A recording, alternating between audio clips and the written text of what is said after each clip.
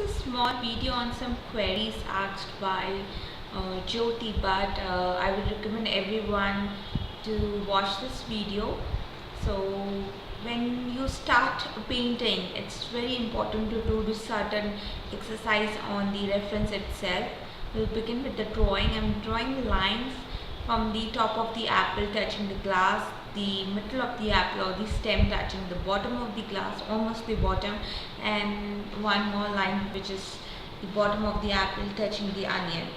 I'm also drawing some vertical lines from the widest point of the onion towards the glass. So here I have a general view in my mind on the placement of all these three objects.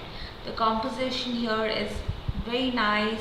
The objects are placed good. The shadow of the apple is cropped just good in terms of composition. So when we do painting, the first important thing is the cast shadow. Second is the background or the base. The third one is the form shadow. So form shadow is generally that part of the object where the light is not reaching.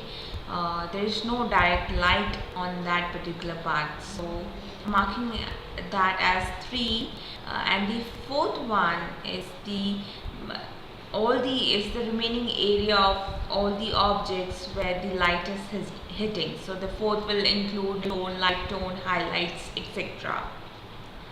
So these are the points that I need to keep in mind before I start my painting, because this demonstration is for the very basic, like the second class of still lighting using a limited palette. So the drawing shadow and the shadow will be the first thing that we will be doing on the canvas. So I'll pull out Jyoti's painting. Okay, so here it is. Let us check with the drawing first. So the top of the apple is touching the bottom of the glass, so that means there's a little difference in the drawing. So I'm not sure this is because you are doing it live or there is actually a mistake if using the photo reference. But for now you can actually carry forward with the current painting, and if you want to go ahead and do the drawing again, that's perfectly fine with me. So you can see how drawing can be improved. Secondly, talking about the shadow shapes. So try to draw the exact shape as you see either in the reference or if you have a live arrangement. Now talking about the form shadow, cast shadow and different values on the surface. So your painting here is actually missing the form shadow. The apple, I don't see any form shadow as such as compared to the photo reference, and at this point you are getting too much details, adding yellow and red, different colors, and moving towards the highlight. The onion is done quite well. I can read the form shadow very clearly. The glass is also done good. So what you need to fix is first is the shadow color and the base color. So let's talk about colors here. Because the cloth you are using is white and the light source that you are using is of yellow and red color. So these three colors influence all the objects in the composition.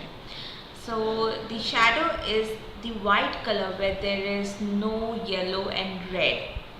See, glass is blocking the yellow and the red color coming from the light.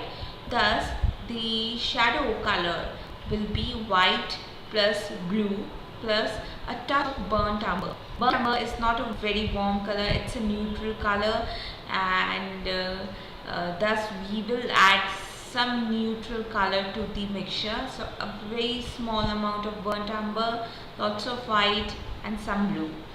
The form shadows for the apple, the onion and the glass. So you did a good job with the onion and the glass. For the form shadow of the apple, it needs to be a bit more dark.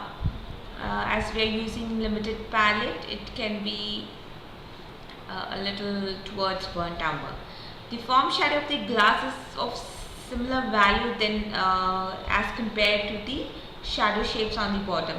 So you can use the same tone, just a bit dark for the form shadow on the glass. The remaining background or the base color is white plus the yellow and the red color from the lamp or the bulb or the light source you are using. After you cover all these, then we work towards the middle tone. So you can apply the middle tone for the apple, muted yellow red mixture for glass, onion, so on. You need to judge the colors. Don't get into details. Try to see the bigger shapes here. This is just the second class here. If you get the bigger shapes or the exact value, no matter how much you render, the things won't be 3D. So I would recommend doing the process and then working towards the lighter area.